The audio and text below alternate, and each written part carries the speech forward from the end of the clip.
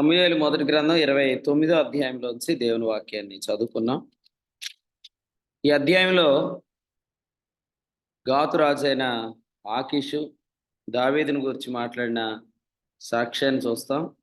అలాగే ఫిలిస్తీన్లు ఆఫెక్లో యుద్ధానికి దిగారు.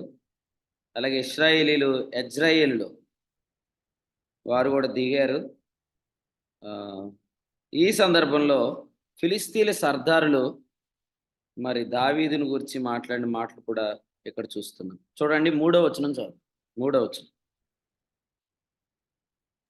ఫిలిస్తీన్ల సర్దారులు ఈ హెబ్రీలు ఏల రావలను అని ఆకీషును అడగగా, అతడు ఇన్ని దినములు ఇన్ని సంవత్సరములు నా యొద్ద నుండిన ఇశ్రాయేలీల రాజైన సౌలునకు సేవకుడు దావీదు ఇతడే కాడా? ఇతడు నా యొద్ద చేరిన నాడ నుండి నేటి వరకు ఇతని యొద్ద తప్పేమీ నాకు కనబడలేదని ఫిలిస్తీన్ల సర్దారులతో అనెను.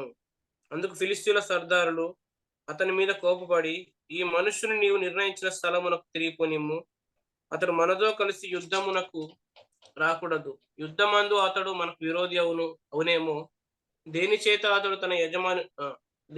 అతడు తన యజమానితో సమాధాన పడును? మన వారి తలలను ఛేదించి తీసుకొని పోట చేతనే కదా తన యజమానితో సమాధాన పడును. సౌలు 1000 కొలదిగాను దావీదు 10,000 కొలదిగాను హతము చేశారని వారు నాట్యమాడుచు గాన ప్రతిగానము చేయుచు పాడిన దావీదు ఇతడే కాడా అని అతను చెప్పింది. ప్రియులారా, మనం చూస్తున్నాము ఆకీషు దావీదు విషయంలో మంచి సాక్ష్యం చెప్పాడు. అయితే ఇశ్రాయేలీలతో యుద్ధానికి వెళ్ళటానికి మాత్రం ఫిలిస్తీన్ల సర్దారులు ఆయన విషయంలో అంగీకరించలేదు. కారణం ఏంటంటే దావీదు తన యజమానుడైన సౌలుతో సమాధాన పడటానికి మన తలకాయలే తీసుకొని వెళ్తాడు అని వాళ్ళకి హిస్టరీ బాగా గుర్తుంది.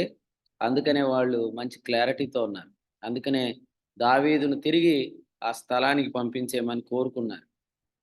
అయితే దావీదు కూడా మాట్లాడాడు, కానీ ఆకీషు ఏం చెప్పాడంటే 9వ వచనంలో, దైవదూత వలె నీవు నా దృష్టికి కనబడుచున్నావు, కానీ ఫిలిస్తీన్ల సర్దారులు ఇతడు మనతో కూడా యుద్ధమునకు రాకూడదని చెప్పుచున్నారు అనే మాట మనం చూస్తున్నాం.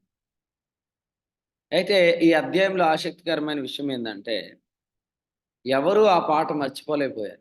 చూడండి, ఆ పాట ఏమిటంటే 5వ వచనంలో, సౌలు 1000 కొలది గాను దావీదు 10,000 కొలది గాను హతము చేసిరని వారు నాట్యమాడుచు గాన ప్రతిగానము చేయుచు పాడిన దావీదు ఇతడే కాడా? దావీదు ఎవరు అని అంటే ఫిలిస్తీన్ల సర్దారులు చెప్పారు. చూడండి, సమూయేలు మొదటి గ్రంథంలోనే 21వ అధ్యాయం 10-11 వచనాలు చదువు. అంతటా దావీదు సౌలునకు భయపడినందున ఆ దినములనే లేచి పారిపోయి గాతు రాజైన ఆకీషు వద్దకు వచ్చెను. ఆకీషు సేవకులు, ఈ దావీదు ఆ దేశపు రాజు కాడా? వారు నాట్యమాడుచు గాన ప్రతిగానములు చేయుచు సౌలు 1000 కొలది హతము చేసిననియు దావీదు 10,000 కొలది హతము చేసిననియు పాడిన పాటలు ఇతను కూర్చున్నవే కదా అని అతన్ని బట్టి రాజుతో మాట్లాడగా. మన పాటలు మనమన్నా మర్చిపోతాం, కానీ మన శత్రువులు మర్చిపోకూడదు. అలాంటి పాట ఈ పాట. చూడండి, ఎటువంటి కీర్తన అంటే దావీదును గురించిన పరిచయం లేదా దావీదును గురించిన సందర్భం ఎప్పుడొచ్చినా ఈ కీర్తన జ్ఞాపకానికి వస్తుంది. అంటే ఆ రోజు ఆ కీర్తన ఎంత గుర్తుండిపోయేలాగా వారు పాడారో చూడండి. సో కొంతమంది పాటలు పాడితే గుర్తుండిపోతాయి అన్నమాట, అలా పాడతారు. వాళ్ళు ఎలా పాడుతున్నారని అడగొద్దు. సమూయేలు మొదటి గ్రంథం 18వ అధ్యాయం చూడండి, వచనం 7. ఆ స్త్రీలు గాన ప్రతిగానములు చేచు వాయించుచు సౌలు 1000 కొలదియు దావీదు 10,000 కొలదియు శత్రువులను హతము చేసిరనిరి అనే మాట మనం చూస్తున్నాం.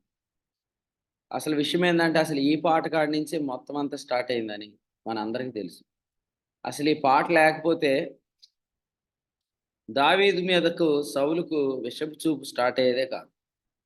కాబట్టి ఈ కీర్తనతో సౌలు దావీదు వీరిద్దరి మధ్యలో ప్రారంభించబడిన సందర్భాలు మనం ధ్యానం చేశాం ఆల్రెడీ. అయితే మళ్ళీ ఇక్కడ ఫిలిస్తీన్ల సర్దారులు దావీదును గురించి మాట్లాడుతూ సౌలు వేల కొలది, దావీదు 10,000 కొలది హతము చేసిరని నాట్యమాడుచు స్త్రీలు కీర్తన పాడింది దావీదు గురించే కదా అని మనం చూస్తున్నాం. అయితే ఈ సందర్భం చదువుతుంటుంటే దైవ గ్రంథంలో మరొక సందర్భం మనకు గుర్తొస్తుంది. అది యోహాను సువార్తలో రాయబడిన చదువుదాం రండి. యోహాను సువార్త 21వ అధ్యాయం 20వ వచనం చదువుదాం. యోహాను సువార్త 21, 20. పేతురు వెనుకకు తిరిగి యేసు ప్రేమించిన వాడును భోజన పంక్తిని ఆయన రొమ్మున ఆనుకొని, ప్రభువా, నేను అప్పగించు వాడెవడని అడిగిన వాడునైన శిష్యుడు తమ వెంట వచ్చుట చూచెను. ఎస్, పేతురు చాలండి.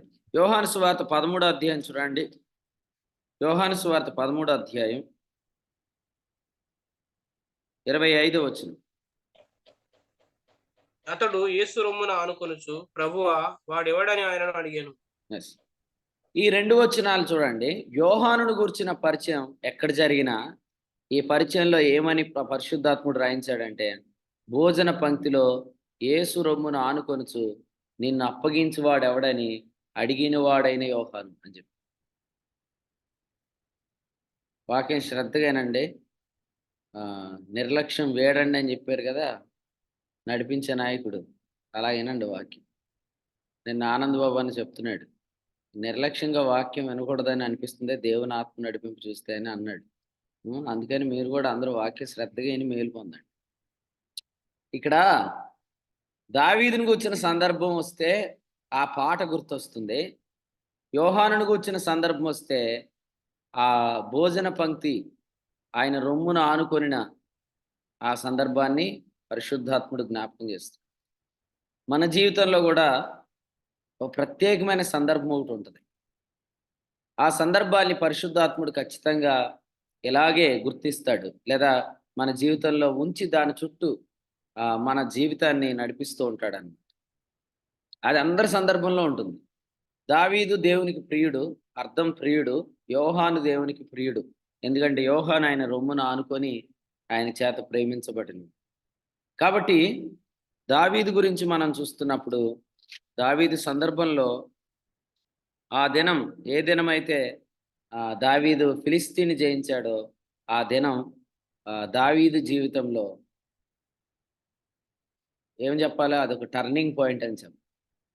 దావీదు జీవితంలో అదొక గుర్తుంచుకునే పాయింట్, అది మర్చిపోలేని అనుభవం అన్నమాట. అలాగే యోహాను విషయంలో ఆ భోజన పంక్తి, ఆయన రొమ్ము, అలాగే ఆయన అడిగిన ప్రశ్న, నిన్ను అప్పగించువాడు ఎవడు? దావీదు కూడా ఏమడిగాడు? ఈ సున్నతి లేని ఫిలిస్తీయుడు ఎంతటి వాడు అని అడిగాడు. కాబట్టి మనం చూస్తున్నప్పుడు దేవుని ప్రియుల యొక్క అనుభవాలు ఎలా ఉంటాయంటే, వారి జీవితంలో వారు ఆయన రొమ్మున ఆనుకొని ఆయన ప్రేమను నమ్ముకొని వారు తమ యొక్క శత్రువుల తంత్రాలను తెలుసుకునేవారుగా ఉన్నారు. సమూయేలు మొదటి గ్రంథంలో 28వ అధ్యాయంలో కర్ణపిశాచము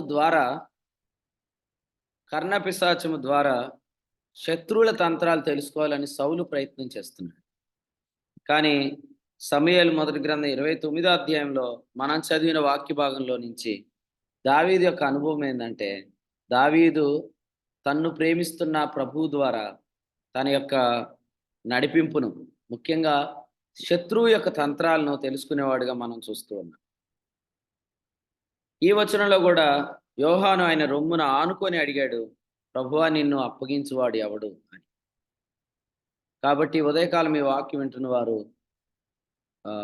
మీరు ఎలాగూ ధైర్యం తెచ్చుకుంటున్నారు అంటే, తెగిస్తున్నారా? లేదంటే అసలే దేవుని యొక్క నడిపింపును మీరు తెలుసుకొని ధైర్యం తెచ్చుకుంటున్నారా అనేది చాలా ప్రాముఖ్యమైనది. సో ఒక విషయం ఏంటంటే, మనము తెగించకుండా అసలు ప్రభు నన్ను నడిపిస్తున్నాడా, ప్రభు నన్ను వాడుకుంటున్నాడా, ఆయనకి నాకు తోడై ఉన్నాడా, ఆయన నన్ను ప్రేమిస్తున్నాడా అనేదాన్ని మనం తెలుసుకొని ధైర్యంగా ఉండాలి. ఇక్కడ యేసు ప్రభు చెప్పిన మాట ఏంటంటే, యోహాను సువార్తలో 8వ అధ్యాయం, యోహాను సువార్త 8వ అధ్యాయంలో 42వ వచనం ఒకసారి గమనించండి. 42వ వచనం. యేసు వారితో ఇట్లనెను, దేవుడు మీ తండ్రి అయిన యెడల మీరు నన్ను ప్రేమింతురు. నేను దేవుని యొద్ద నుండి బయలుదేరి వచ్చియున్నాను. నా అంతట నేనే వచ్చి ఉండలేదు. ఆయన నన్ను ఈ మాట పంపెను. చూడండి. ఈయన చాలా సార్లు ఆయన యొక్క నియామకాన్ని చెప్తూ వచ్చాడు. మన ప్రభు అయిన యేసుక్రీస్తు చాలా సార్లు ఆయన యొక్క నియామకాన్ని చెప్తూ వచ్చాడు. ఆయన యొక్క నియామకం ఏందంటే, ఆయన నన్ను పంపెను. ఆయన నన్ను పంపెను. సో, ఎలా చెప్తున్నాడు ఆయన నన్ను పంపెను అని 38వ వచనం. నేను నా తండ్రి యొద్ద చూచిన సంగతులు. 40వ వచనం చూడండి. దేవుని వలన వినిన సత్యము మీతో చెప్తున్నాను. అంటే మన ప్రభు ఎప్పుడు మాట్లాడుతున్నా తన నోట నుండి వస్తున్న మాటలను బట్టి ఆయన నన్ను పంపించాడు అనే విషయాన్ని ఆయన ఇప్పుడు జ్ఞాపకం చేసుకుంటోంది. యోహాను సువార్త 8వ అధ్యాయంలో యోహాను సువార్త 8వ అధ్యాయంలో మరొక రిఫరెన్స్ గమనించండి. వచనం 16 చూడండి. నేను ఒక్కడనై ఉండక నేనును నన్ను పంపిన తండ్రియు ఈ కూడా మాట చూడండి. ఉన్నాము. నన్ను పంపిన తండ్రి అనే మాట. నన్ను పంపిన తండ్రి. ఆయన నన్ను పంపించాడు. ఆయన నన్ను పంపించాడు అనే విషయాన్ని ప్రభువు ఖచ్చితంగా నిశ్చయం చేసుకుంటున్నాడు. నేను కూడా ఇలా చెప్తున్నాను. మీరు ఎక్కడికైనా వెళ్ళారు. అసలు దేవుడే పంపించాడా? మీరు ఎక్కడైనా నిలబడ్డారు. దేవుడే నిలబెట్టాడా? మీరు ఎక్కడైనా నోరు తెరిచి మాట్లాడుతున్నారు. దేవుడే మాట్లాడిస్తున్నాడా? మీరు ఎక్కడైనా ఒక పరిచర్య చేస్తున్నారు. దేవుడే చేయిస్తున్నాడా? అది మీరు నిశ్చయం చేసుకొని ధైర్యంగా ఉండాలి. సో, యేసుక్రీస్తు ప్రభువు ఆయన నోట నుండి వస్తున్న సంగతులు, 2 ఆయన మాట్లాడుతున్న సత్యాన్ని బట్టి ఆయన వారితో చెప్తున్నాడు ఏమనంటే, ఆయన నన్ను పంపించాడు అనే మాట. యోహాను సువార్త 3వ అధ్యాయం చూడండి ఇప్పుడు. 33వ వచనం చదువుదాం. యోహాను సువార్త 3:33. ఆయన సాక్ష్యము అంగీకరించిన వాడు దేవుడు సత్యవంతుడను మాటకు ముద్ర వేసి ఉన్నాడు. ఏలయనగా దేవుడు తాను పంపిన వారికి కొలత లేకుండా ఆత్మను అనుగ్రహించును గనుక ఆయన దేవుని మాటలే పలుకును. చూడండి ఈ వచనంలో దేవుడు పంపిస్తే ఆయన ఆత్మ ద్వారా మాటలిస్తాడు. దేవుడు పంపిస్తే ఆయన ఆత్మ ద్వారా మాటలిస్తాడు. ఆ మాటలను బట్టి ఆయన నన్ను పంపించాడు. ఎంతమంది ఎలాగో చెక్ చేసుకుంటున్నారు. పిలవగానే వెళ్ళిపోవటం కాదు గాని, నన్ను దేవుని ఆత్మ దేవుడు పంపిస్తున్నాడా? నేను వెళ్ళాను. అయితే నా నోట ఆయన తన మాటలిచ్చాడు. తన కొలత లేకుండా తన ఆత్మనిచ్చాడు. ఆయన మాటలే నేను పలికాను. ఆయన నాకిచ్చిన సంగతులు, ఆయన నాకు చెప్తున్న సత్యం.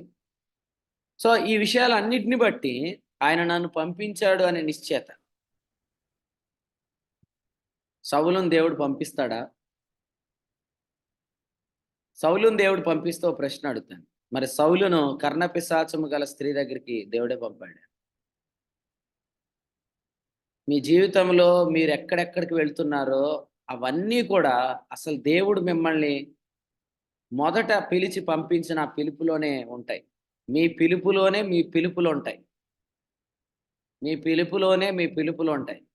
మిమ్మల్ని అసలు దేవుడు ఎందుకు పంపించాడు? నేను ముందే చెప్పాను. సౌలును దేవుడు ఎందుకు పంపించాడంటే, అమాలేకీయులను నిర్మూలన చేయడానికే సౌలును దేవుడు లేపాడు. అయితే తన యొక్క ఫస్ట్ కాల్ లేదా తన యొక్క ముఖ్యమైన పిలుపును సౌలు నిర్లక్ష్యం చేశాడు. కానీ దావీదు తన పిలుపును నిర్లక్ష్యం చేయట్లేదు. ఫిలిస్తీయులను నిర్మూలన చేయటమే దావీదు మీదకు వచ్చే దేవుని ఆత్మ. అందుకనే ఫిలిస్తీయుల సర్దారులకు భయం. ఈడదాకే బానే చెప్తాడు. మన పక్షమే అంటాడు. ఒకవేళ గాని దావీదు మీదకు దేవుని ఆత్మ వస్తే ఆయన అభిషేకం యాక్టివేట్ అవుతుంది. ఆయన అభిషేకం ఏంటి? ఫిలిస్తీయులను నిర్మూలన చేయటమే ఆయన అభిషేకం. అసలు దావీదు చేతిలో ఉన్న 5 రాళ్ళు ఏంటి? ఫిలిస్తీయుల 5 సర్దారులే. గాతు, ఎక్రోను, ఈ గాజా వీటన్నిటి మీద దావీదుకు దేవుడు 5 రాళ్ళు ఇచ్చాడు. ఆల్రెడీ ఒకడు పడ్డాడు. ఇంకొక 4 ఉన్నారు. కాబట్టి ఈ 5 సర్దారులు దావీదు విషయంలో ఆలోచన చేస్తున్నారు. అసలు దావీదుని దేవుడు లేపిందే ఫిలిస్తీన్లు నిర్మూలన చేయడానికి. కాబట్టి ఆకీషు చెప్తున్నాడు కరెక్టే. దావీదు కూడా చెప్తున్నాడు కరెక్టే. కానీ ఈ టైంలో గాని దేవుని ఆత్మ గాని దావీదుని రేపితే అతడు మన మీదకి విరోధం అయితాడు. సో చూడండి, దేవుడు మిమ్మల్ని పంపిస్తున్నాడు. రెండవది యోహాను సువార్త 5వ అధ్యాయము 20వ వచనం మీరు చూస్తే, తండ్రి కుమారుని ప్రేమించుచు తాను చేయు వాటి నెలను ఆయనకు అగపరుచుచున్నాడు. రెండవది, ఆయన నన్ను ప్రేమిస్తున్నాడు అనే విషయాన్ని కూడా మనం నిశ్చయం చేసుకోవాలి. ఆయన నన్ను పంపించాడు అనే నిశ్చయత. రెండవది, ఆయన నన్ను ప్రేమిస్తున్నాడు అనే నిశ్చయత. ఎందుకంటే ఆదికాండం 18వ అధ్యాయంలో దేవుని స్నేహితుడిగా పిలువబడిన అబ్రహాం సందర్భంలో 18వ అధ్యాయం 17లో నేను చేయబో కార్యము అబ్రహామునకు దాచేదనా అని దేవుడు చెప్పాడు. కాబట్టి ఆయన నన్ను ప్రేమిస్తే ఆయన చేయబోయే కార్యాలన్నీ ఆయన సంగతులుగా ఆయన నాకు చెప్తాడు కదా. ఈరోజు చెప్తున్న ఏ ప్రసంగాలు కూడా ప్రసంగాలు కాదు, ఆయన చేయబోయే కార్యాలు. కాబట్టి ప్రభు మనకు ప్రవచన వరం ఇచ్చాడు, భాషల వరం ఇచ్చాడు.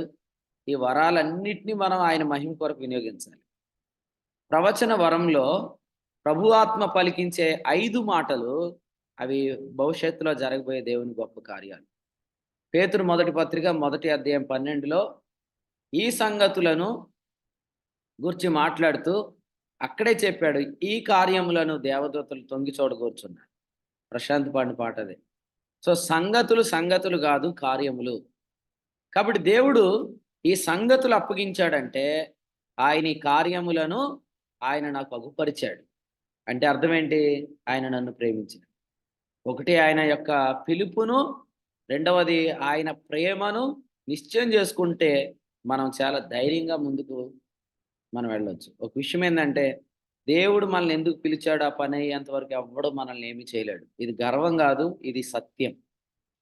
దేవుడు మనల్ని పిలిచిన పిలుపు కొరకై ఆయన పిలుపును కానీ నువ్వు నిశ్చయం చేసుకుంటే, ఎస్ దేవుడు ఇందుకే నన్ను పిలిచాడు, దేవుడు ఇందుకే నన్ను పంపాడు, దేవుడు ఇందుకే నన్ను నియమించాడు అని నీకు అర్థమవుతుందా? అలాగైతే నేను ఎవ్వరు ఏమి చేయలేరు. ఈవెన్ మన మీద పెత్తనాలు చేయాలనుకునే వ్యక్తులను కూడా దేవుడు నిర్మూలన చేస్తాడు. ఓకే, జర్మీ ఆమెన్ చెప్పు. ఓకే, దేవుని వాక్యంలో ఒక మాట చదువుదాం చూడండి. పరిశుద్ధ గ్రంథంలో యెషయా గ్రంథం 61వ అధ్యాయం. యెషయా గ్రంథం 61వ అధ్యాయం.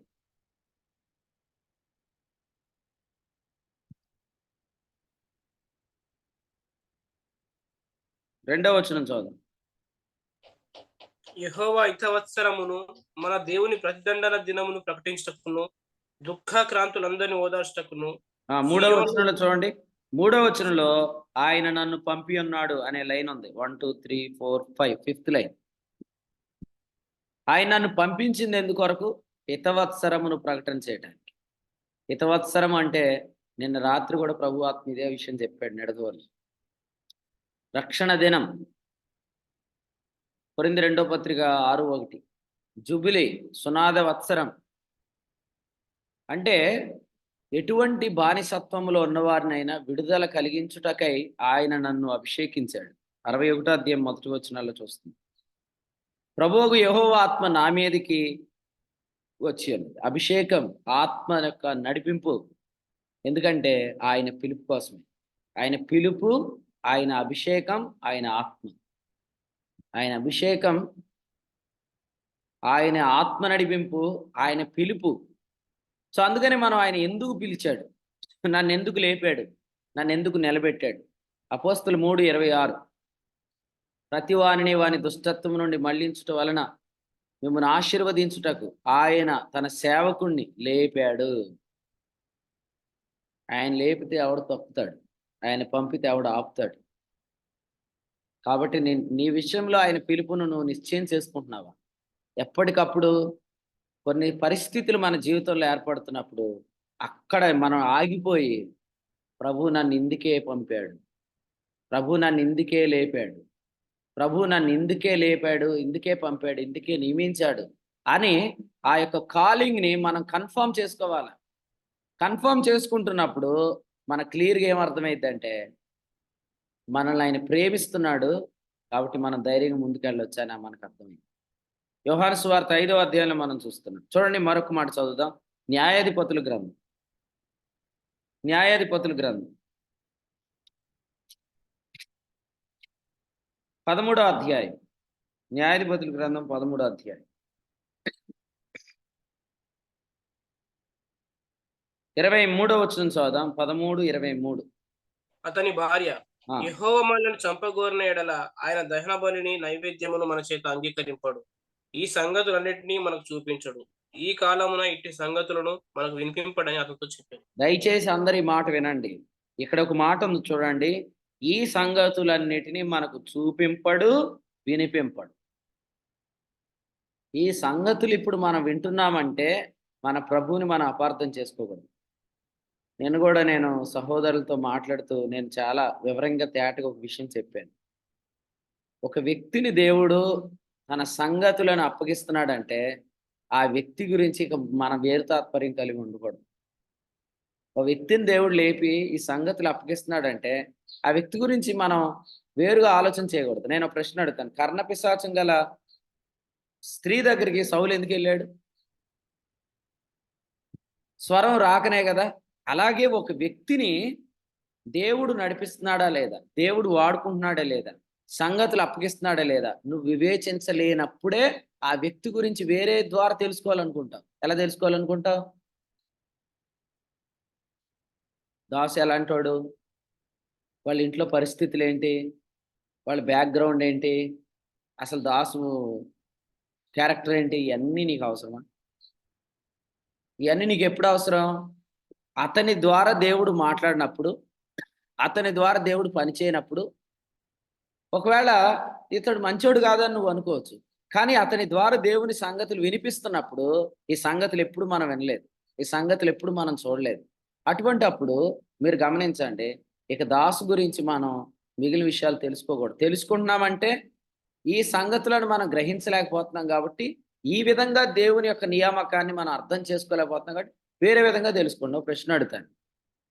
వేరే విధంగా తెలుసుకుంటే రైట్ ఇన్ఫర్మేషన్ వచ్చిద్దా? నిన్న వచ్చిన వాడెవడు? భూమిలో నుండి వచ్చిన వాడెవడు? సమూయేలా? దేవత కదండీ!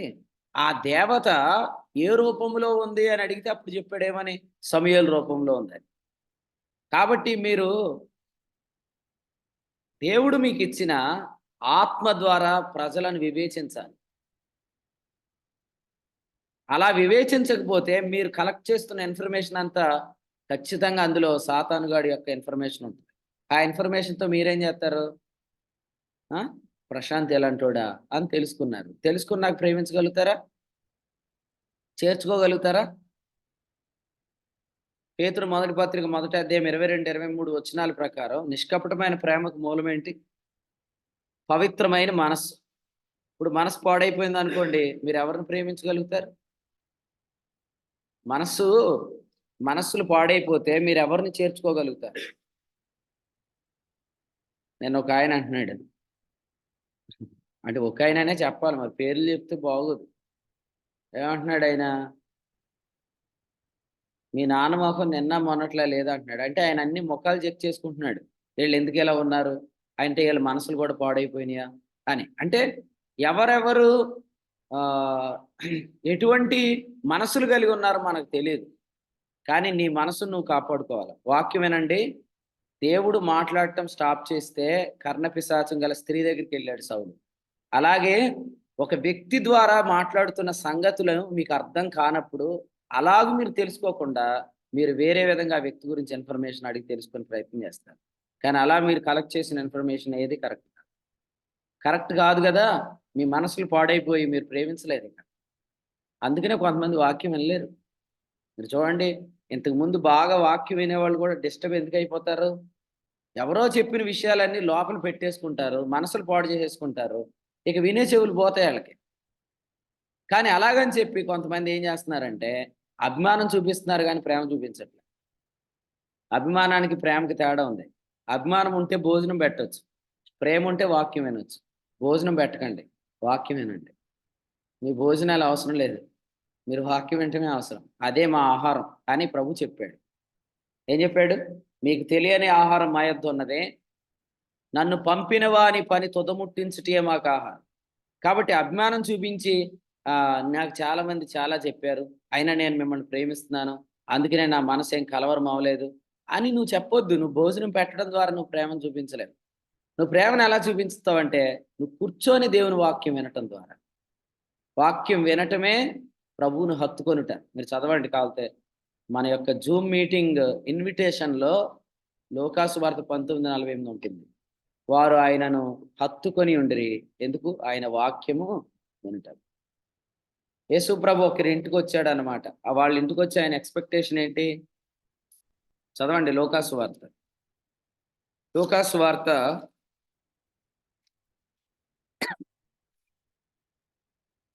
9వ అధ్యాయం. సారీ. లూకాసు వార్తలో ఒక సందర్భాన్ని నేను చదువుతాను చూడండి. అధ్యాయము 7 చూడండి.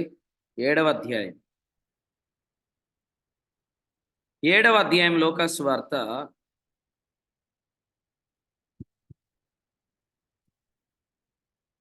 వచనం 44. నేను నీ ఇంట్లోనికి రాగా, అక్కడ ఆగుతాను చూడండి. నేను నీ ఇంటిలోనికి రాగా ప్రభు యొక్క విషయం ఏందంటే, నువ్వు నన్ను ప్రేమించలే. అది. నువ్వు నన్ను భోజనానికి పిలిచావు, కానీ నువ్వు నన్ను ప్రేమించలే. అంటే భోజనం అదేంటండి భోజనం పెట్టడం ప్రభువుని ప్రేమించడమే గదా! అని అనుకోకండి. మీటింగ్ జరిగింది ఎక్కడ? సీమోను ఇంట్లో. ప్రేమించింది ఎవరు? ఆ పాపాత్మురాలైన స్త్రీ. కారణం ఏంటి తెలుసా? ఆ ఇంటిలో సీమోను భోజనం పెట్టింది ఎందుకు అనుకున్నారు? నేను యేసు ప్రభువుకి భోజనం పెట్టానని చెప్పుకోవడానికి. కానీ ఈ అధ్యాయంలో భోజనం పెట్టిన సీమోను కంటే ఆయన పాదములను తన కన్నీటితో కడిగిన ఆ స్త్రీయే ఆయనను ప్రేమించింది. కాబట్టి ప్రియులారా వినండి, అభిమానాన్ని చూపించొద్దు ఎవరు కూడా. అభిమానం వద్దు, అభిమానాలొద్దు. ఎవరు మనకు గురువులు గారు. ఎవ్వరు మనకు ప్రభువులు గారు. మనం ఎవరిని మోయాల్సిన పని లేదు. మనము వాక్యాన్ని హత్తుకోవాలి. అప్పుడే మనం వాక్య సేవకులను హత్తుకుంటాం. లూకాసు వార్త మొదటి అధ్యాయం మొదటి వచనంలో ఓ థియోఫిలా అని ప్రారంభించి, ఘనత వహించిన థియోఫిలస్ అని ప్రారంభించి చెప్పాడు. వాక్య సేవకులైన వారు మనకు అప్పగించిన అని మాట్లాడాడు. కాబట్టి వాక్య సేవకుడిని మీరు వాక్యాన్ని బట్టి ప్రేమించాలి. అప్పుడు మీరు ఆ సేవకునికి ఏం చేయాలో మీకు తెలిసేది. కొంతమంది అడుగుతారు, మీరు సేవకుడికి ఏమేమి పెట్టాలి అని అడుగుతారు. సేవకుడికి ఏం పెట్టాలి? లేకపోతే దేవుని సంఘానికి ఏం చేయాలి? ఇవన్నీ కూడా మనం ప్రేమించే దాన్ని బట్టే ప్రారంభించబడాలి. మనం ప్రేమిస్తే మనం ఏం చేయాలో మనకు అర్థమైంది. ఈ స్త్రీ ఏం చేసింది? ప్రేమించింది కాబట్టి ఈ అధ్యాయంలో మనం చూస్తున్నాం. ఆ స్త్రీ ఏం చేసిందంటే ప్రభు చెప్పాడు చూడండి 44 వచనం, నీవు నా పాదములకు నీళ్ళు ఇయ్యలేదు గాని ఈమె తన కన్నీళ్లతో నా పాదములను తడిపింది, తన తల వెంట్రుకలతో తుడిచింది. నీవు నన్ను ముద్దు పెట్టుకొనలేదు, నేను లోపలికి వచ్చినప్పటి నుండి ఈమె నా పాదములు ముద్దు పెట్టుకొనటం మానలేదు. 46 నీవు నూనెతో నా తల అంటలేదు గాని ఈమె నా పాదములకు అత్తరు పూసింది. నేను అనుకుంటాను ఈ వచనాలు చదివినప్పుడు క్రీస్తుని ఆపేయటం దగ్గర కూడా ఎలాగ ఉంటదేమో. అంటే ఒక్కొక్కళ్ళని క్వశ్చన్ అడగకుండా ఇద్దరిద్దరు నిలబెట్టి నువ్వు చేయలా ఈయన చేశాడు, నువ్వు చేయలా ఈయన చేశాడు, నువ్వు చేయలేదు ఈయన చేశాడు అని అంటే ఎలా ఉంటదండి అప్పుడు ఆ రోజు? ఎందుకంటే ఈయనే కదా ఆ రోజు కూడా తీర్పు తీర్చేది. ఆ రోజు ఒక్కొక్కళ్ళని నిలబెట్టకుండా ఇద్దరిద్దరు నిలబెట్టి సౌలా నువ్వు ఎలాగా, దావీదు ఎలాగు, సౌలా నువ్వు ఎలాగు, దావీదు ఎలాగు అని ఖచ్చితంగా ప్రభు చెప్తాడు చూడండి. ఆ రోజు మనం అనుకుంటాం ఈ కంపారిజన్లు ఎందుకయ్యా, అసలు కంపారిజన్ తోటి వచ్చింది కదా తలకాయ నొప్పి. అంటే కంపారిజన్ తలకాయ నొప్పి రాలా, కంపారిజన్తో దావీదు గుర్తింపు వచ్చింది. సో మీరు కూడా రేపొద్దుట భవిష్యత్తులో జరిగేదానికి రెడీ అయిపోండి. మీరు పోగొట్టుకున్న దాన్ని ఎవరు సంపాదించుకున్నారు? మీరు నిర్లక్ష్యం చేసిన దాన్ని ఎవరు కూర్చుకున్నారు? మీరు వద్దనుకున్న దాన్ని ఎవరు పొందుకున్నారు? ఇద్దరిని నిలబెడతాడు ఆ రోజు. సీమోను ఉంటాడు, మరియ ఉంటుంది. పాపాత్మురాల స్త్రీ ఉంటుంది. సౌలు ఉంటాడు, దావీదు ఉంటాడు. ఇంకో 2 జంటలు చెప్పండి. పెద్దోడు ఉంటాడు, చిన్నోడు ఉంటాడు. ఏశావు ఉంటాడు, యాకోబు ఉంటాడు, నువ్వు ఉంటావు, ఇంకొకడు ఉంటాడు. కాబట్టి నేను నా భార్య నిలబడతామేమన్నా ఎక్స్పెక్ట్ చేయకండి. కాంపిటీషన్ నీకు నీ భార్యకి మధ్యలో జరగలే. ఎవరెవరికి మధ్యలో జరిగిందో వాళ్ళిద్దరు నిలబెడతాడు. నిలబెట్టి చెప్తాడు, ప్రశాంత్ ఇదిగో నువ్వు నిర్లక్ష్యం చేసావు, ఇదిగో ఈయన పొందుకున్నాడు అని చెప్పే రోజు ఎలా ఉంటది? నువ్వు నాకు నీళ్ళు ఇవ్వలేదు, ఈమె ఇచ్చింది. నువ్వు నాకు ముద్దు పెట్టుకోలేదు, ఈ ముద్దు పెట్టుకుంది అని చెప్తున్నప్పుడు ఈ అధ్యాయంలో మనం చూస్తున్నాం. ఆయనే చెప్పాడు, ఆమె విస్తారంగా ప్రేమించింది కనుక ఆమె విస్తార పాపాలు క్షమించబడ్డాయి. రైటేనా? చెప్పండి. ఆమె విస్తార పాపాలు ఎందుకు క్షమించబడ్డాయి? 47వ వచనం, ఆమె విస్తారంగా ప్రేమించింది కాబట్టి. రైటేనా? ఎవరు ఎక్కువ ప్రేమిస్తే వారి పాపాలు ఎక్కువ క్షమించబడతాయా?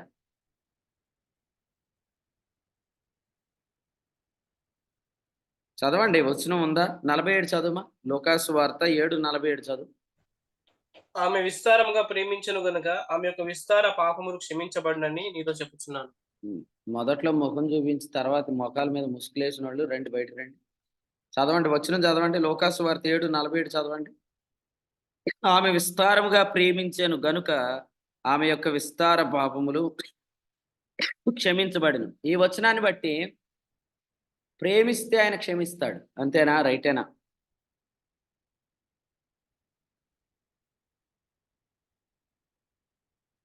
ఏమంటారు?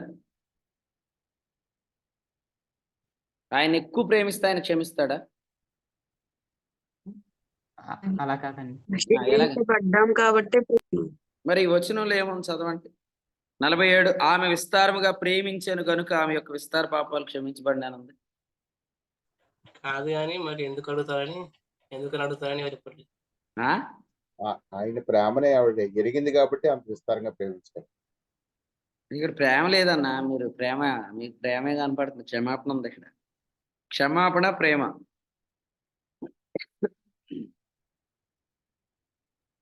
క్షమించబడ్డాం కాబట్టి ప్రేమిస్తాం. అది మన విషయంలో కరెక్టే, కానీ ఇక్కడ రిఫరెన్స్లు ఏముంది అది నేను అడుగుతున్నాను. సరే, ఈ వచనాన్ని చాలా మంది ఇలాగే తప్పుగా చదువుతారు. మీరు ఒకసారి చూడండి, 43 చదవండి.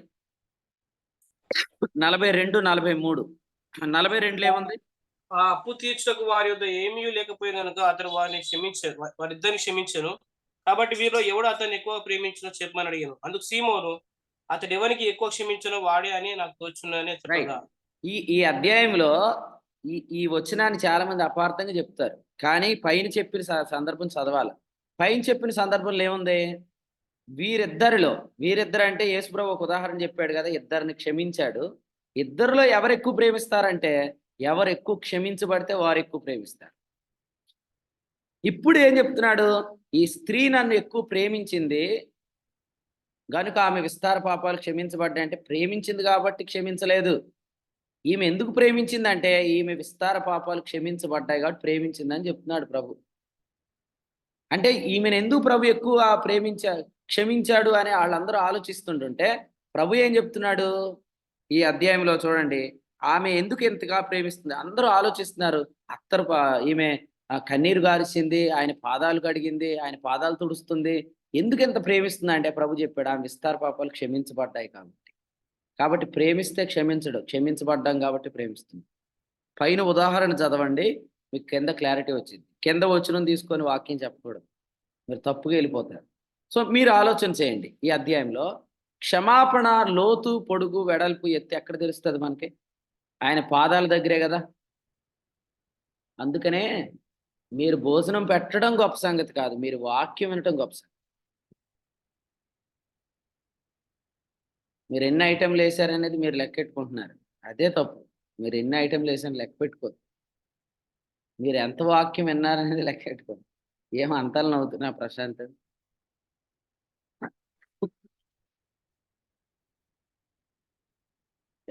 ఎంత మీరు వాక్యం వింటున్నారు?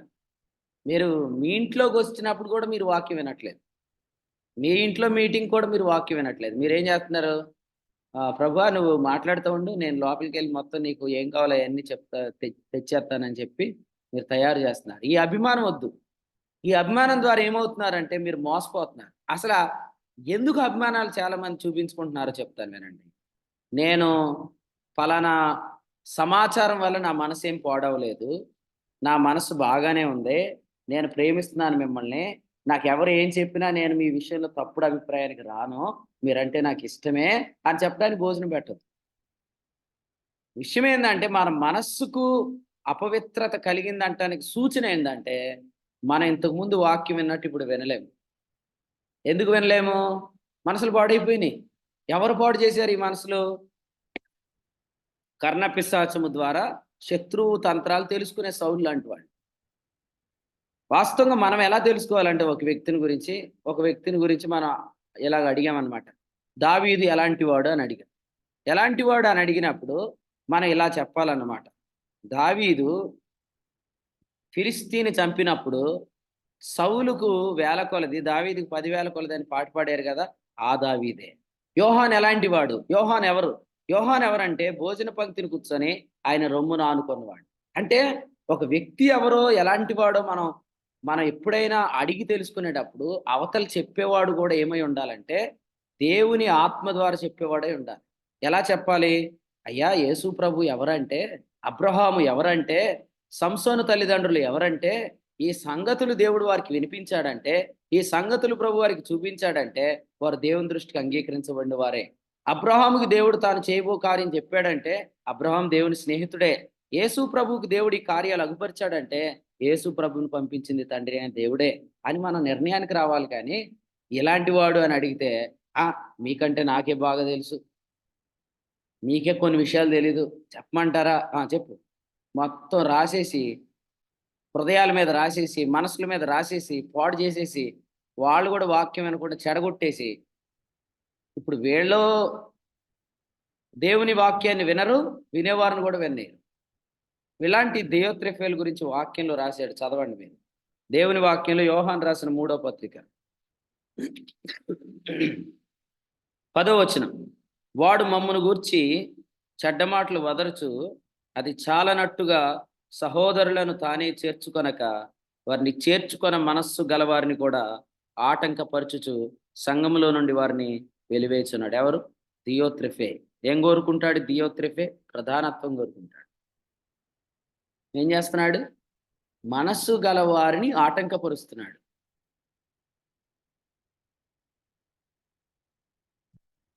నేను మీ అందరితో ప్రేమతో చెప్తున్నాను, ఆటంకపరిచినంత ఈజీ కాదు తర్వాత దెబ్బ. దేవుని పనిని పాడు చేసినంత ఈజీ కాదు తర్వాత దేవుడి దెబ్బ గట్టిగా ఉంటుందండి. ఎందుకు ఉంటుందంటే ఇక్కడ యోహాను రాసిన 3వ పత్రికలో వాక్యం ఏముందంటే 11వ వచనం, కీడు చేయువాడు దేవుని చూచినవాడు కాడు అని ఉంది. పైన రిఫరెన్స్ని కంటిన్యూ చేస్తున్నాడు. కీడు చేయువాడు దేవుని చూచినవాడు కాదు అంటే ఈ వ్యక్తి అసలు దేవుణ్ణి బట్టి నడుచుకోవట్లేదు. మాత్రమే కాదు, ముందు పత్రికలో రాశాడు, చదవండి వచనం 8లో, చెడగొట్టుకొనుట అనే మాట రాస్తూ అన్నాడు. చెడగొట్టుకొనుట అనే మాట రాస్తూ 11లో అన్నాడు, ఇవి దుష్ట క్రియలు అని చెప్పాడు. మీరు ఎవరైనా ఉన్నారేమో, అందుకే దేవుని వాక్యం వస్తుంది. మేము సరదాగా వాక్యం చెప్పట్లేదు నేను. మీలో ఎవరో ఉన్నారు ఖచ్చితంగా, అందుకే దేవుని వాక్యం వస్తుంది. గుర్తుపెట్టుకొని మెలకుగా ఉండండి, జాగ్రత్తగా ఉండండి, దేవుని పనిని పాడు చేయకండి. దేవుడు మిమ్మల్ని లెక్కలోకి తీసుకొని వచ్చేస్తాడు. ఆ శత్రువుని ఎవరినో ఆయనే బయట పెడతాడు ఖచ్చితంగా. ఎందుకంటే వాక్యంలో స్పష్టంగా మనం చూస్తాము, ఆకాను దాచింది బయటపడింది, ఆకాను కూడా బయటపడ్డాడు. ఎందుకంటే దేవుడు బయట పెడతాడు. ఎందుకు బయట పెడతాడు? ఈ సంగతులను ఈ కాలమందు ఆయన వినిపిస్తున్నాడంటే ఖచ్చితంగా న్యాయాధిపతుల గ్రంథంలో ప్రభు చెప్పాడు, లేదా మనోహ భార్య చెప్పిన మాట ఏంటంటే ఈ కాలమందు ఇట్టి సంగతులను ఆయన మనకు చూపించడు అనే మాట 23వ వచనం. ఈ కాలమున ఇట్టి సంగతులను మనకు వినిపింపడు అనే మాట.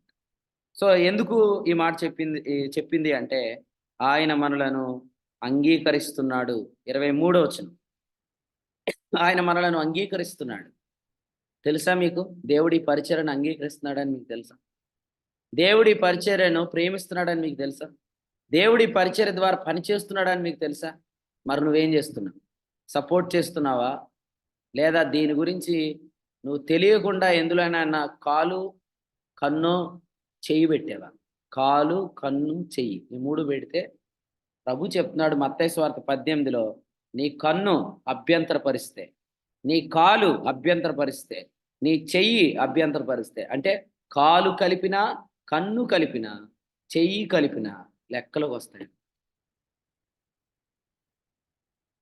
ఓకే, దేవుని వాక్యం వినండి. మరొకసారి మాట్లాడుతున్నాను. దేవుని వాక్యం ద్వారానే మనం సంగతులను తెలుసుకోవాలి, ఉద్దేశాలు తెలుసుకోవాలి. యేసు ప్రభు చాలా క్లియర్గా ఆయన ఏం చెప్తున్నాడంటే, ఈ సంగతులు నేను చెప్తున్నాను కాబట్టి ఆయనే నన్ను పంపాడు, ఈ సత్యం నేను చెప్తున్నాను కాబట్టి ఆయనే నన్ను పంపాడు, ఈ కార్యములు నేను చేస్తున్నాను కాబట్టి ఆయన నన్ను ప్రేమిస్తున్నాడు అని ఆయన కన్ఫర్మ్ చేసుకుంటున్నాడు. పేతురు కూడా ఇదే విషయం చెప్పాడు. చూడండి, పేతురు రాసిన 2వ పత్రిక 1వ అధ్యాయము 10వ వచనం చదువుతాం. 10 అందువల్ల సహోదరులారా, మీ పిలుపును ఏర్పాటును నిశ్చయం చేసుకుంటకు మరి జాగ్రత్త పరుడి. అందువలన సహోదరులారా, మీ పిలుపును మీ ఏర్పాటును నిశ్చయము చేసుకున్నటకు మరి జాగ్రత్త పడి. ఏం చేద్దాం? మన పిలుపు, మన ఏర్పాటు మనం ఏం చేయాలి? నిశ్చయం చేసుకోవాలి. నిశ్చయం ఎలా చేసుకుంటారు? ఇందుకే దేవుడు నన్ను పంపాడు, ఇందుకే దేవుడు నన్ను నిలబెట్టాడు, ఇందుకే దేవుడు నన్ను వాడుకుంటున్నాడు అని మీరు ఎలా నిశ్చయం చేసుకుంటారు? ఆ సంగతులను బట్టి, ఆ సత్యాన్ని బట్టి, ఆ కార్యాలను బట్టి.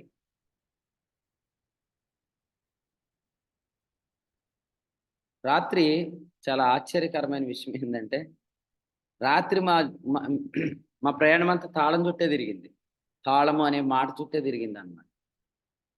నేను రాత్రి వాక్యం చెప్తూ ఈ భాషల వరం గురించి నల్లజర్లో వాక్యం చెప్పాక, ఇది దావీదు తాళపు చెవి అనే మాట చెప్పి వదిలేశాను. కానీ నాకు ముందు రోజు రాత్రి తాళాల గురించి ఒక విషయం వచ్చింది అనమాట. మరి జాయిన్ అయ్యారు లేదో నాకు తెలియదు, కానీ తాళాల గురించే ఒక సందర్భం జరిగింది. మొత్తానికి అది అయిపోయింది. తర్వాత రాత్రి మేము మీటింగ్ అయ్యాక శ్రీని గారు థామస్తో అడుగుతున్నాడు అనమాట, నా తాళం నువ్వు తీసావా అని అడుగుతున్నాడు. అంటే ఆయన తాళాలు కొన్ని అంతకుముందు సారి దాచిపెట్టి ఆయన సరదాగా ఆడిచ్చారనమాట. అందుకని ఈసారి కూడా తాళం థామసే తీసాడేమోనని నా తాళం నువ్వు తీసావా అని అడిగాడు అనమాట. ఈలోగా ఇదేంట్రా నాయన, ఎటు చూసినా అంత తాళం చుట్టే తిరుగుతుంది. నేను కూడా అడిగాను, కార్ కీస్ ఎవరు తీశారని అడిగాను. ఆ తర్వాత సత్యనారాయణ గారి ఇంట్లో పనిచేసి ఆమె తాళాన్ని పోగొట్టిందంట. ఆయన అది కూడా ఆ రోజే అదే ఆయన చెప్పాడు. ఇంతకీ ఆ తాళం చేయి గొడవ గురించి ఆయన చెప్పాడు. మొత్తానికి ఎలాగ సుమారు 5గురు చెప్పారనమాట, తాళం తాళం తాళం అని. సో దేవుడు నార్త్ ఇండియా యొక్క కీని ఓపెన్ చేయాలంటే ఖచ్చితంగా ఈ కాలంలో దేవుడిస్తున్న వాక్యాన్ని మనం నమ్మాలి. ఎందుకంటే ఇది సూపర్ న్యాచురల్ వే అన్నమాట. తలుపుని ఎదుట తీసి ఉంచి ఉన్నాను అన్నాడు కదా. అంటే సాధారణంగా దేవుడు వరాల ద్వారా ఆయన కార్యాలు జరిగిస్తాడు. మన వరాలను నమ్మాలి. ఎందుకంటే కొన్ని విషయాలు మనం చూస్తున్నవి, వింటున్న వాటిని బట్టి మనం ప్రార్థన చేయలేం. ఇటీవల నార్త్ ఇండియాలో చాలా వ్యతిరేకత, ముఖ్యంగా సేవకుల మీద దాడులు జరుగుతున్నాయి. చాలా పెర్సిక్యూషన్ అనేది అక్కడ జరుగుతుంది. కాబట్టి మనం బలహీనతను బట్టి మనం యుక్తంగా మనం ప్రార్థన చేయలేం. కానీ ఉచ్చరింపు సఖ్యం కాని మూలుగులతో ఆత్మతాని మన పక్షంగా విజ్ఞాపనం చేస్తాడు. రోమాపత్రిక 8:26. తద్వారా దేవుడు ఆశ్చర్యకరంగా ద్వారం తెరుస్తాడు. అందుకనే వరాన్ని బట్టి వెళ్ళటం చాలా అవసరం. పరిచర్యలో వరాల యొక్క ప్రాముఖ్యత చాలా ఉంది. టాలెంట్తో కొట్టుకొని పోవద్దు దయచేసి. నేను నిలబడితే ఏదోలాగా మేనేజ్ చేస్తాను, 1 అవర్ వాకింగ్ చెప్పగలను అంటే అట్లా వద్దు. వరం కావాలి. వరముతో మాట్లాడుతున్నప్పుడు ఏం జరిగిద్దంటే వాక్శక్తి వస్తుంది. అపోస్తలులు 2:4. అది అనుగ్రహించిన కొలది, వాగుడు కాదు. వింటున్నారా? వాగుడు వేరు, వాక్శక్తి వేరు. వాగుతారు, గంటలు వాగుడు. వాగేది కాదు నేను చెప్పేది, వాక్శక్తి. ఏదోటి చెప్పేసి 1 అవర్ చెప్పటం కాదు. వచనం వెంబడి వచనం, సూత్రం వెంబడి సూత్రం అన్నాడు ఇర్మియా గ్రంథంలో. కొంత అచ్చట కొంత ఇచ్చట దేవుని వాక్యము సందర్భంలో నుండి ఆత్మ ద్వారా తీసుకొని విస్తార జల ప్రవాహాల ధ్వని వంటి క్రీస్తు స్వరాన్ని వినిపించాల. అది మనము జరిగిస్తున్నప్పుడు ప్రభు నన్ను ఇందుకే పిలిచాడు, ప్రభు నన్ను ఇందుకే లేపాడు, ప్రభు నన్ను ఇందుకే పంపాడు, ప్రభు నన్ను ఇందుకే నియమించాడు అని నువ్వు కన్ఫర్మ్ చేసుకో.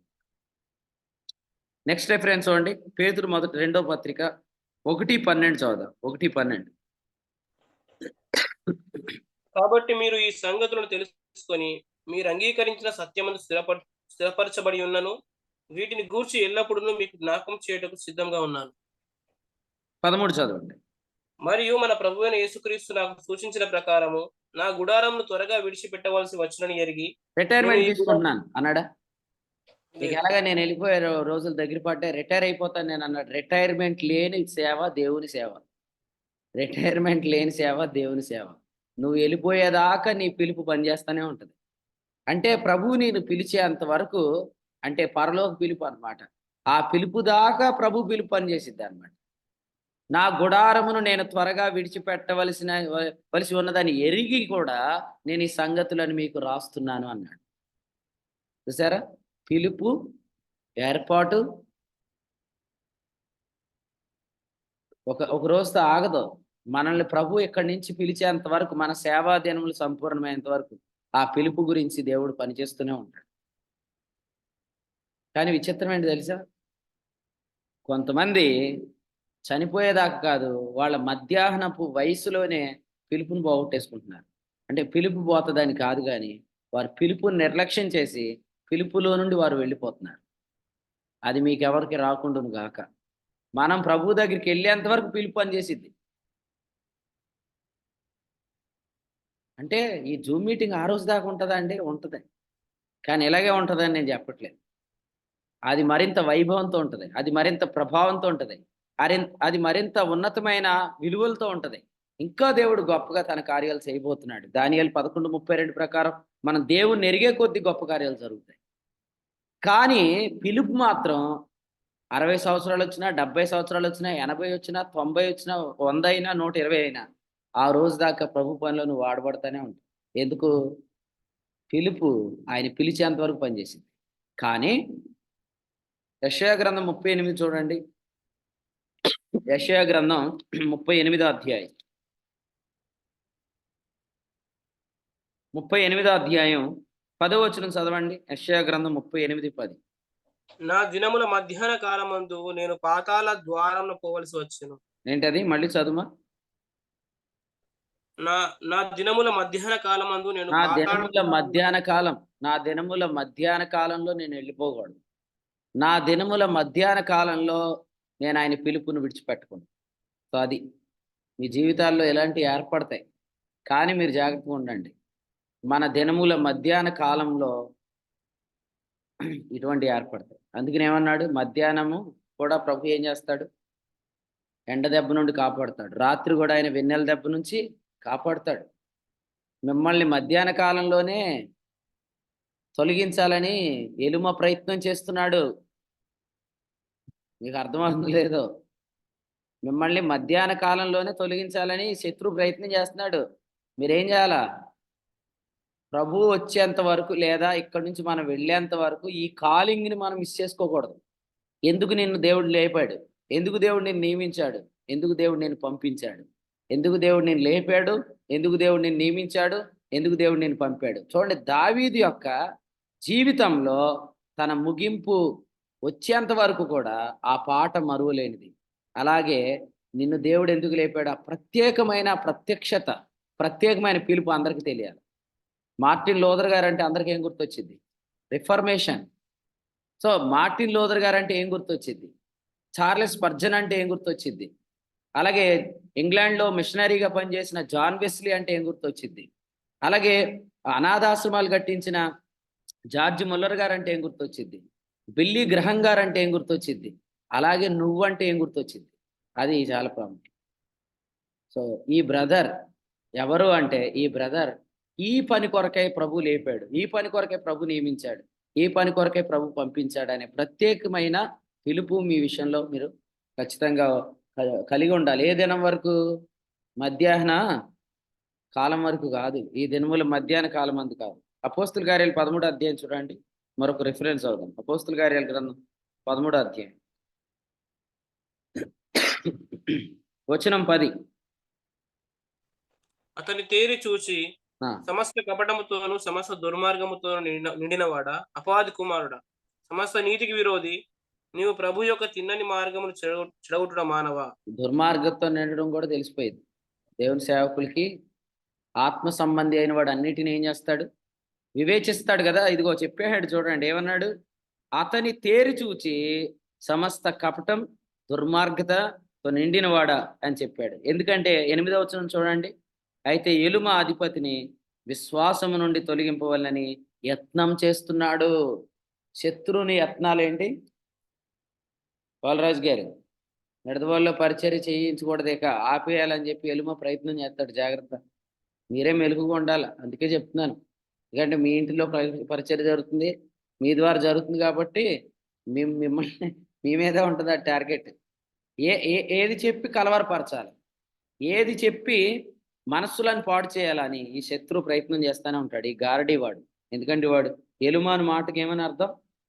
పుట్టిన అక్కడే ఉంది, చదవండి. ఎలుమాను పేరు నాకు గారడీ వాడు అని అర్థం. గారడీలు వాళ్ళు చాలా మంది ఉన్నారండి. వీళ్ళు గారడీలు చేసి ఏం చేస్తారంటే మీ మనస్సులను కలవరపరుస్తారు. కలవరపరిచినప్పుడు ఏం జరిగిద్దంటే మీ ద్వారా జరిగే పని పాడైపోయింది.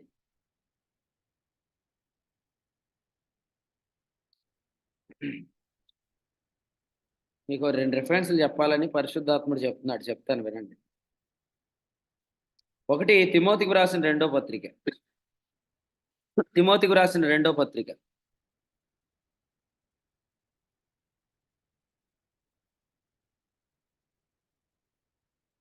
చూడండి.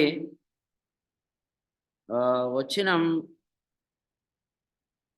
11 చదవండి.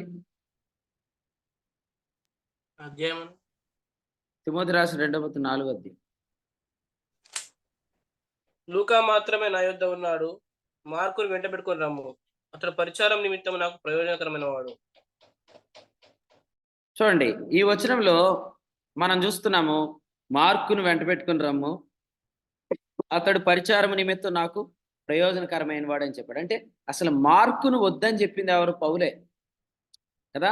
కానీ అదే మార్కు గురించి ఇప్పుడు పౌలు దగ్గరికి ఇన్ఫర్మేషన్ వచ్చింది. అలాగే ఆ గారడీ వాడు కూడా ఎలాంటి వాడో కూడా పౌలుకు దేవుడే చెప్పాడు. మాత్రమే కాదు, యేసుప్రభు కూడా ఒక మాట చెప్పారు. చూడండి, లూకాసు వార్త 22వ అధ్యాయం 31వ వచనం. సీమోను సీమోను, ఇదిగో సాతాను మిమ్మల్ని పట్టి గోధుమల వలె జల్లించుటకు మిమ్మల్ని కోరుకున్నాడు. అంటే సాతాను ఎవరిని కోరుకుంటున్నాడో కూడా ఇన్ఫర్మేషన్ ఉంటుంది, సాతాను ఎవరిని వాడుకుంటున్నాడో కూడా ఇన్ఫర్మేషన్ ఉంటుంది. మీకు అర్థమైందా? కోరుకుంటున్నాడంటే ఆల్రెడీ జరుగుతుందనే స్టార్ట్ అయిందని ఇప్పుడే.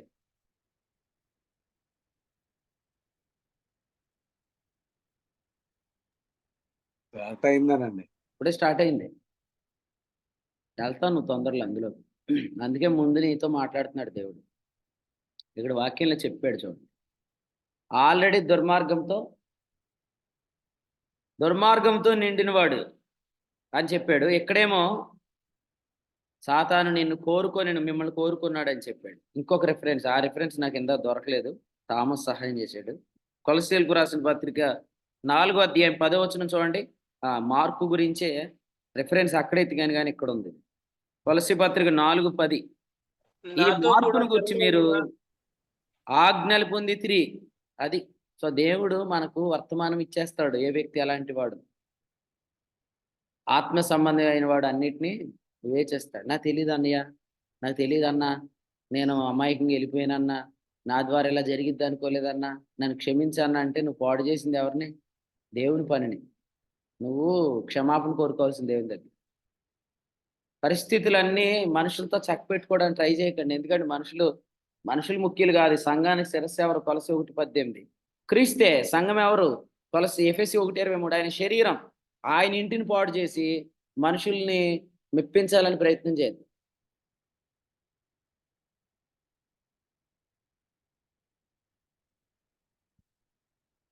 మనుషుల్ని మీరు మెప్పిస్తారు, మీరు మేనేజ్ చేస్తారు, కానీ దేవుని పని ఎవరిది? దేవుడు తన స్వరక్తం ఇచ్చి సంపాదించిన తన సంఘం అన్నాడు అపోస్తుల కార్యాలు 20:28. కాబట్టి మీరందరూ కూడా ఈ వాక్యం వింటున్న వారు ఆలోచన చేయండి, అసలు ప్రభు నిన్ను ఎందుకు లేపాడు, నిన్నెందుకు నిలబెట్టాడు, నిన్నెందుకు పంపిస్తున్నాడు అనే పిలుపు అనే ఏర్పాటు నువ్వు నిశ్చయం చేసుకుంటే అభిషేకము ఆత్మ నడిపింపు 2 పనిచేస్తాయి. అభిషేకం ఆత్మ నడిపింపు దినముల మధ్యాహ్నం వరకు మాత్రం కాదు, ప్రభు వచ్చే దినం వరకు. మీరు ఎలా చెప్పాలి తిమోతి 2వ పత్రికలో, నేను ఇప్పుడే పానార్పణముగా పోయబడుతున్నాను అని చెప్తూనే పౌలు తిమోతి పత్రికలో చెప్పాడు, నా విశ్వాసాన్ని నేను ఈ రోజు దాకా కాపాడుకున్నాను. అర్థమైందండి? ఈ రోజు దాకా కాలింగ్ నేను మర్చిపోలేదు. ఈ రోజు దాకా నన్ను ఆయన ఎందుకు లేపాడో మర్చిపోలేదు. ఈ రోజు దాకా ఆయన నన్ను ఎందుకు నియమించాడో మర్చిపోలేదని మీరు చెప్పగలరా? అలా చెప్పాలి. అంతేగాని మీలో కొంతమంది గురించి ఇలా ఉండకూడదు. అప్పుడులో ఈ బ్రదర్ ఉండేవాడు ఏడి? అప్పుడులో ఈ బ్రదర్ ద్వారా ఈ పని జరిగింది కదా! మరి ఏం పని? ఆ పని ఆగిపోయిందా? పని జరగట్లేదా? అని ఎవ్వరు అడగకూడదు మీ గురించి. వాసు గారు, మీ గురించి భీమవరంలో పరిచర్య స్టార్ట్ అయింది. భీమవరంలో చాలా బాగా జరిగింది. మరి వాసు బ్రదర్ ఏడి కనపట్లేదు ఏంటి? అని ఎవరు అడగకూడదు మీ గురించి. అలాగే పౌలరాజు గారి గురించి అడగకూడదు. అలాగే సతీష్ అన్న గురించి అడగకూడదు. అలా మీ గురించి ఎవ్వరు అడగకూడదు అన్నమాట. ఎప్పుడు అడుగుతారంటే, ఈ దినముల మధ్యాహ్నం అందు మిమ్మల్ని మీ పిలుపు నుంచి తప్పించాలని ఎలుము చేస్తున్న ప్రయత్నంలో నుంచి మీరు తప్పించుకోండి. లేదంటే మాత్రం మిమ్మల్ని కోరుకున్న సంగతి దేవుని సేవకుడికి కూడా తెలుసు. నాకు తెలియకపోవచ్చు కానీ ఆత్మ సంబంధి అయిన వాడు ప్రతి ఒక్కడికి అర్థమైపోద్ది. అందుకనే ఈ విషయాలు మనం వింటున్నప్పుడు మీ ఏర్పాటును, మీ పిలుపును మీరు ఎప్పటికప్పుడు ఏం చేయాలా? నిశ్చయం చేసుకోవాలి. చేసుకుంటే మీరేం చేస్తారు? మీ గుడారమును విడిచిపెట్టవలసి ఉన్నదని తెలిసినా కూడా మీరేం చేస్తారు? పని చేస్తారు. నేను ఒక మాట చెప్పి నేను ముగిస్తాను. రేపు ఆదివారం మీకు సండే స్కూల్ మినిస్ట్రీ అప్పగించారు ఆల్రెడీ. దేవుడు మీకు సండే స్కూల్ మినిస్ట్రీ అప్పగించాడు. రేపు సండే మీరు ఏదో పని మీద బయటికి వెళ్ళిపోతుంది. అప్పుడు నేను ఎలాగో వెళ్ళిపోతున్నాను కదా, ఎవరో చూసుకుంటారులే, అది ఎవరో చేసుకుంటారులే అని మీరు వెళ్ళిపోవచ్చా? యెషయా గ్రంథంలో హిజ్కియా ఏమన్నాడు చదవండి. 38వ అధ్యాయం 39వ అధ్యాయం 8వ వచనం చూడండి. యెషయా గ్రంథం 39:8. అందుకు హిజ్కియా, ఆ, నీవు తెలియజేసిన యెహోవా ఆజ్ఞ చొప్పున జరుడ మేలే, నా దినములలో సమాధాన సత్యములు కలుగును గాక అని యెషయాతో అన్నాడు. అంటే ఏంటి? శత్రువులు వస్తారు, బబులోను చెర, వీటన్నిటి గురించి మాట్లాడుతుంటుంటే శత్రువుని చెర రాబోతుంది అని చెప్తే హిజ్కియా ఏమన్నాడు? నా దినముల్లో అయితే జరగదు కదా, నా దినములు అయిన తర్వాతే కదా జరిగేది అంటున్నాడు. అంటే అర్థం ఏంటి? సో అలాగ ఉండకూడదు. ఈ గుడారాన్ని విడిచిపెడుతున్నాను. పేతురు ఏమన్నాడు? ఆ తరువాత కూడా మీరు వీటిని జ్ఞాపకం చేసుకున్నట్లు జాగ్రత్త పరుస్తానన్నాడు. అన్నాడా లేదా ప్రశాంత్? అంటే నేను చనిపోయిన తర్వాత ఎవరేమైపోతారు నాకు వద్దంటలేదు. నేను చనిపోయాక కూడా విశ్వాసులు స్థిరంగా ఉండాలి. సో దాని కొరకు కూడా నేను వర్క్ చేస్తాను. కొంతమంది ఏమో వాళ్ళు యవ్వన వయసులోనే పిలుపుని పోగొట్టేసుకుంటున్నారు, పాడు చేసేసుకుంటున్నారు. కొంతమంది ఏమో వారు వెళ్ళిపోయిన తర్వాత కూడా వారి అభిషేకం, వారి ఆత్మ నడిపింపు, వారి పిలుపు ఇవన్నీ గుర్తుండేటట్లు వారు పనిచేస్తున్నారు. మీరు ఎలా పనిచేస్తున్నారు? ఈ ఉదయకాలం మీకే ప్రశ్న ఇది. మీరు ఎలా నడిపించబడుతున్నారు? దినముల మధ్యాహ్నం అందే మీరు కొనుక్కోబడుతున్నారా? మీ పిలుపు నుంచి పక్కకి వెళ్ళిపోతున్నారా? ఇంకా నాకు వద్దు ఈ సేవ అని మీరు మళ్ళీ వెనక్కి తిరుగుతున్నారా? అలాంటి పని చేయకండి. ఎందుకంటే దేవుని పనిని నమ్మకంగా చేస్తే రేపొద్దుట క్రీస్తు న్యాయపీఠం మెప్పు కలిగిద్ది. కానీ ఈరోజు మనుషులను సంతోష పెట్టారనుకో రేపు సిగ్గుపడతారు మీరు. ఏ మనిషిని మీరు సంతోష పెట్టొద్దు. ఎందుకంటే మిమ్మల్ని పిలిచింది ఎవరు? గలతీ 1:1. మనుషుని మూలంగానైనను మనుషుల వలనైనను కాక తండ్రి అయిన దేవుని వలన, ఆ యేసుక్రీస్తు మృతుల్లోండి లేపిన తండ్రి అయిన దేవుని వలన మీరు పిలువబడ్డారు. కాబట్టి మిమ్మల్ని పిలిచిన వారిని గురించిన అనుభవ జ్ఞానం సంపాదించుకోండి. మీ పిలుపు మర్చిపోరు, మీ ఏర్పాటు మర్చిపోరు. దావీదు విషయంలో ఫిలిస్తీన్ల సర్దారుల భయం ఏంటంటే, అసలు దావీదుని దేవుడు లేపిందే మమ్మల్ని అంతం చేయడానికి. ఇప్పుడు మళ్ళీ ఎక్కడికి వచ్చాడు? మాతో పాటు వచ్చాడు. మాతో వచ్చినా నమ్మటానికి లేదు, మమ్మల్నే లేపేస్తాడు అని భయం. ఇదే ధైర్యం లేకపోతే ఇదే భయం అమాలేకీయుల విషయంలో, సౌలు విషయంలో అమాలేకీయులకు ఉందా? లేదు. కానీ ఫిలిస్తీన్లకు ఉందే దావీదు విషయం. అలా నీ విషయంలో కూడా ఉండునుగాక. ఈ వ్యక్తి పట్టుకుంటే వదలడండి, ఈ వ్యక్తి పని ప్రారంభిస్తే వదలడండి అనే పేరు సంపాదించుకోండి. ఎందుకంటే దేవుని పనిని అలా బలంగా ఎవరైతే సంపూర్ణం చేస్తున్నారో, తెస్సలోనిక మొదటి పత్రిక 2వ పత్రిక 1వ అధ్యాయం 12 ప్రకారం వారు ఖచ్చితంగా రేపు పొద్దుట మనకు మహింపరచబడతారు. కాబట్టి ప్రభు ఆత్మ ఏవైతే విషయాలు చెప్పాడో వీటిని మనమందరం హృదయంలో ఉంచుకుందాం, ప్రార్థన చేద్దాం. దేవుడు తెలియజేసే సమాచారము ఎవడు నమ్మాను. యెషయా గ్రంథం 53:1. కొంతమంది ఈ న్యూస్ నమ్మరు. వాళ్ళకి వేరే న్యూస్లు ఉన్నాయి, వేరే న్యూస్ ఛానళ్ళు ఉన్నాయి. ఆ న్యూస్ ఛానల్ పెట్టుకుంటున్నారు. మీరు వినండి, ఈ సమాచారం నమ్మండి. ఎందుకంటే ఈ సమాచారం ఎవడు నమ్మినో అంటున్నాడు. కాబట్టి నమ్మనోళ్ళు కూడా ఉంటారు. ఈ సమాచారం నమ్మకపోతే మీకు వాస్తవంగా ఫ్యూచర్‌లో ఏం జరుగుతుందో మీకు తెలీదు. న్యూస్ అంటే ఏంటి? ఎన్ అంటే నార్త్, ఈ అంటే ఈస్ట్, డబ్ల్యూ అంటే వెస్ట్, ఎస్ అంటే సౌత్ కదా! యెషయా గ్రంథం 53 అధ్యాయంలో ఆయన సిలువకు 4 మూలలు న్యూస్ లాగా ఉందన్నమాట. ఆయన నార్త్, ఆయన ఈస్ట్, ఆయన వెస్ట్, ఆయన సౌత్, ఈ 4 దిక్కుల నుంచి కూడా ప్రభు సమాచారాన్ని మనకు అందిస్తాడు. కాబట్టి జకర్యా గ్రంథంలో 4 గుర్రములను పంపించి అన్యజనుల్లో ఏం జరగబోతుందో తెలుసుకొని రమ్మని చెప్పాడు. కాబట్టి ఆయన దగ్గర మొత్తం ఇన్ఫర్మేషన్ ఉంటది. అదంతా మనకు చెప్తాడు. కాబట్టి మనం సాక్షి పేపర్ చదవటం కాదు, ఈనాడు పేపర్ చదవటం కాదు, ఏబిఎన్ చూడటం కాదు, సాక్షి చూడటం కాదు. పాలకపక్షం ఎలా ఉంది, ప్రతిపక్షం ఎలా ఉందో న్యూస్ కాదు. అసలు ప్రభు ఏం చెప్తున్నాడు అనేది మీ దగ్గర ఉండాలి. ఈ సమాచారంతో రెడీగా ఉండండి. ప్రభు మిమ్మల్ని ఖచ్చితంగా ఎందుకు లేపాడో, ఎందుకు నిలబెట్టాడో, ఎందుకు పంపించాడో ఆ ఉద్దేశం మీ ద్వారా జరిగిస్తాడు. ఈ దినములు మధ్యాహ్న కాలమందు మీరెవరు కొనుక్కోబడకుందురు గాక. ఈ పిలుపుని మీరెవరు మధ్యలోనే వదిలిపెట్టకుందురు గాక. ప్రభువు దినం వరకు నమ్మకంగా, యోగ్యులుగా ప్రభు మిమ్మల్ని అందరిని వాడుకొనుగాక. ప్రభు ఈ తలపు మనందరి వింపుల్లో దీవించు. ఆమేన్. సమూయేలు మొదటి గ్రంథం 29వ అధ్యాయం ద్వారా దేవుడు చాలా అద్భుతమైన వర్తమానం ద్వారా మనందరితో మాట్లాడారు. కాబట్టి మన యొక్క పిలుపు ఏర్పాటు విషయంలో మరొకసారి మనల్ని కూడా ఆయన హెచ్చరించినట్లుగా, లేదంటే మనల్ని కూడా ముందుగానే ఆయన సిద్ధపరుస్తున్నట్టుగా మనకి ఒక వర్తమానం ద్వారా మన దేవుడు హెచ్చరించినట్లుగా మనకు అర్థమవుతుంది.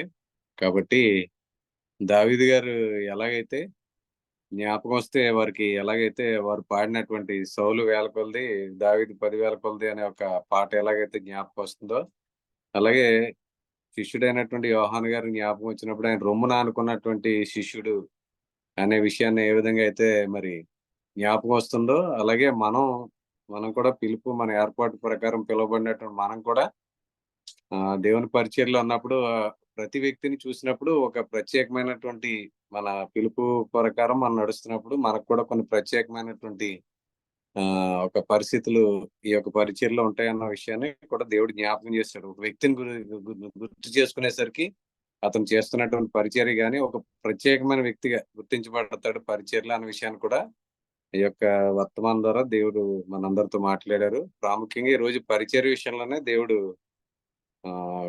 ప్రాముఖ్యంగా మాట్లాడారు. కాబట్టి మనం ఎవరం కూడా దినముల మధ్యలో మనం కొనుక్కోబడకూడదు మధ్యాహ్న కాలం మందు. కాబట్టి మనం ఎవరం కూడా ఈ యొక్క ఏర్పాట్లోంచి మనం మధ్యలో తప్పుకోకూడదు అనేది దేవుని ఉద్దేశం. కాబట్టి ముందుగానే దేవుడు హెచ్చరిస్తూ మాట్లాడారు. కాబట్టి ఈ యొక్క విన్నటువంటి సంగతులు ఆడియో పొందుకుని మరొకసారి ఈ యొక్క వర్తమానం మరియు వినాలని మీ అందరికీ తెలియజేస్తున్నాను. జరగబోయే పరిచర్ల విషయాల్లో ప్రార్థించండి. సాయంత్రం జరగబోయే సువార్త కూడిక విషయంలో కూడా సమీపంలో ఉన్నవారు అందరూ కూడా పాలు పంపులు పొందండి. అలాగే సాయంత్రం జరిగే కూడిక విషయంలో, అలాగే ముందు రాబోయే దినాల్లో జరగబోయే పరిచర్య విషయంలో ప్రార్థన చేయండి. ముగింపు ప్రార్థనతో ఈ కూడికను ముగింపు చేసుకుందాం. మరి చక్కని వర్తమానం అందించిన దేవుని సేవకులకు కూడిపక్షంగా ప్రభునామములో వందనాలు తెలియజేస్తున్నాను. ఈ కూడికలో ఆయా విధాలుగా సహకరించిన ప్రియులందరికీ వందనాలు. వర్తమానమైన ప్రియులందరూ కూడా ప్రభునామములో వందనాలు తెలియజేస్తాను. ముగింపు ప్రార్థన దేవుని సేవకులు రామచంద్రపురం, తిప్పరాజుపాలెం, అలాగే పరిసర ప్రాంతాల్లో పరిచర్య చేస్తాం. దేవుని సేవకులు కిరణ్ గారు ముగింపు ప్రార్థన చేస్తారు. మన కూడికను ముగింపు చేసుకుందాం. వందనాలండి. ప్రార్థన చేసుకుంటామండి. పరిశుద్ధులైన తండ్రి, కృప కలిగిన మా దేవుని, మరొక దినాన్ని నేను నీ కృపతో మీరు మాకు అనుగ్రహించిన రీతిపై మీకు స్తుతులు చెల్లిస్తూ ఉన్నాను. ఈ ఉదయకాలమే నీ వాక్యం చేత ఈ దినాన్ని ప్రారంభించుకునే కృపనిచ్చాను. ప్రతిరోజు కూడా నేను ఎలా మేము జీవించాలో అన్న ప్రతి సందర్భాన్ని మీరు వాక్యం ద్వారా నేర్పిస్తూ, మాలో ఉన్న అనాలోచితమైన ఆలోచనలను వాక్యం ద్వారా తీసివేస్తూ, ఆత్మ సహాయం ద్వారా క్రమాన్ని ఆయన జీవితంలో ముందుకు వెళ్ళే విధానాన్ని మీరు నేర్పిస్తున్నందుకే మీకు స్తుతులు చెల్లిస్తూ ఉంది. మీరు మమ్మల్ని పిలిచిన పిలుపును, ఏర్పాటును నిశ్చయము చేసుకున్న ప్రతి ఒక్కరి జీవితంలో కూడా మీరు పనిచేస్తూ ఉన్నారు. ఆయన పిలుపును, ఏర్పాటును నిర్లక్ష్యం చేసుకున్న వారి జీవితాల్లో మీరు బలవంతంగా పనిచేయలేరు. కానీ ఎవరైతే నిశ్చయం చేసుకుని దేవుడు నన్ను ఒక సంకల్పం కోసం పిలిచారని నిశ్చయం ఎవరైతే చేసుకుని ఉన్నారో వారి ద్వారా మీరు అనేక కార్యాలు చేస్తూ ఉన్నారు. నేను మీరు నమ్మిన వెంటనే మా ద్వారా పనిచేయడానికే ఆత్మను వరముగా మీరు అనుగ్రహించారు. ఆ ఆత్మలో అనేక వరాలను మీరు ఉంచారు.